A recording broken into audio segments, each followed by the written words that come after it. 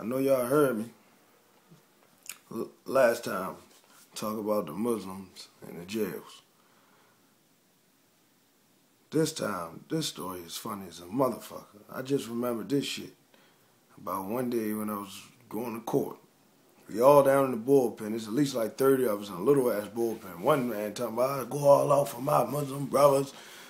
If any y'all need me, I'm right there. I got that knife on me right now. I'll do this, I'll do that. So all of a sudden, another Muslim guy was in the cell too, but there was another nigga was on the outside of the cell. And he was trying to get in there to get to him. So they let him in there. He was like, what's up, yo? He was like, what's up? They let him in. Man, that nigga beat him. They was fighting. He was beating the shit out of him. Come to find out, he killed his brother. So he beating the nigga ass for real. And the whole time while he on his ass, on the floor getting his ass, so he hollering, give me the knife out. Give me the knife out. And the one that was talking all that shit from earlier was like, is that one of my Muslim brothers? That ain't one of my Muslim brothers. That ain't one of my Muslim brothers. Hell no. What type of shit is that?